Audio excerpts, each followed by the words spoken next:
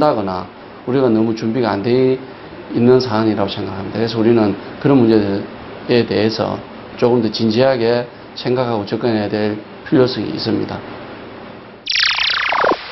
돌이켜보면 예로부터 전해 내려온 생활 문화에 낙상 예방의 지혜가 담겨 있었던 셈인데요. 지팡이를 사용하고 밤에 요강을 사용하는 간단한 방법으로 낙상의 위험을 줄이고 예방할 수 있습니다. 자, 그렇다면 낙상 사고를 당했을 때는 어떻게 대처해야 할까요? 자, 우선 넘어졌을 때 무리하게 움직이지 말고 응급 구조대에 도움을 요청하는 것이 좋습니다. 그리고 반드시 병원에서 진료를 받아야 합니다. 타박상 정도로만 생각했지만 정밀 검사를 하면 골절 같은 위중한 부상으로 밝혀지는 경우가 많습니다. 노년층의 낙상 사고는 조심하지 않아서 일어나는 것이 아닙니다. 고령자라면 누구든지 쉽게 당할 수 있지만 그 결과는 너무나 치명적이죠. 무엇보다도 자녀들이나 주변 사람들의 꾸준한 관심이 필요합니다. 보다 세심한 관심과 예방에 대한 작은 실천, 그것이 가장 크고 안전한 낙상 예방법입니다.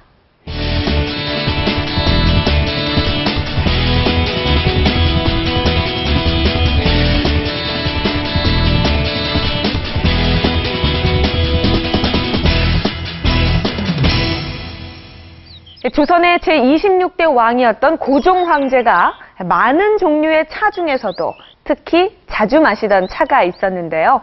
바로 커피입니다.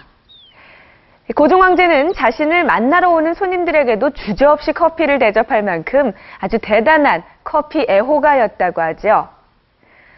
자, 고종 황제가 커피를 자주 마시게 된 이유는 아마도 커피에 포함되어 있는 카페인 때문이 아닐까 싶습니다.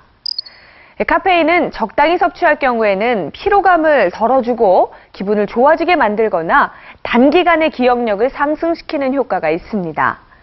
하지만 다량의 카페인을 오랜 기간 섭취하게 되면 불면증과 신경과민, 심하면 환각 증상까지도 나타날 수가 있는데요.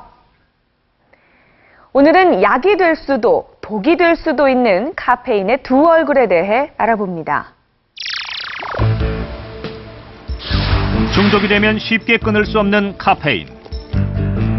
보통 시중에 파는 카페인 음료는 잠이 마셔도 오더라고요. 그래서 좀 더 이제 독한 걸 찾다 보니까.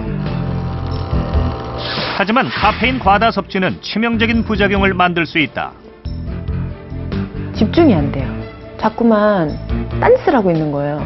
요리를 해야 되는데 요리를 하다가 자꾸만 다른 거를 막 하고 있고. 카페인의 금단 증상을 이기는 올바른 방법에 대해 알아보자.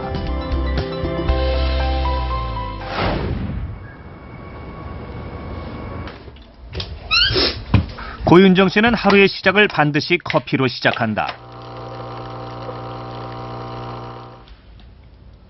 많이 마실 때는 하루 15잔까지 마신다는 커피. 그녀가 커피를 계속 찾게 되는 이유는 무엇일까? 뭘 할 때 집중이 안 돼서 자꾸만 딴스라고 있는 거예요. 자꾸만 눈에 보여요. 커피 종류, 커피숍, 커피 향 뭐 이런 거 있잖아요. 혼자 막 커피 향이 막 느껴지는 것 같고 어디서 남의 집에서 커피 타먹는 것 같고. 예. 주방 서랍장을 빼곡하게 채우고 있는 20종류 이상의 커피. 그녀는 커피를 줄여보려고 노력도 해봤지만 쉽지 않았다고 한다. 예전에 속이 조금 많이 안 좋아서, 그러니까 불편해서 제가 조금 계속 이렇게 쓰린 느낌?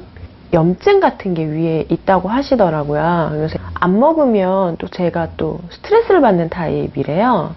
예, 약간 그게 그래서 한두 잔 정도는 권해주시더라고요. 커피를 마시지 않으면 스트레스를 받는 이유는 무엇일까? 카페인이 뇌에 미치는 영향을 살펴보기 위해 먼저 커피를 마시기 전 뇌파의 파장을 측정하고 이후 커피를 마시게 한 후 시간 경과에 따른 변화를 살펴보았다.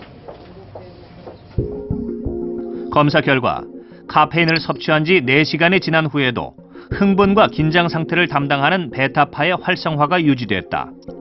하지만 하루가 지나자 다시 원래대로 돌아오는 것을 확인할 수 있었다. 베타파가 활성화됐다는 것은 각성이 좀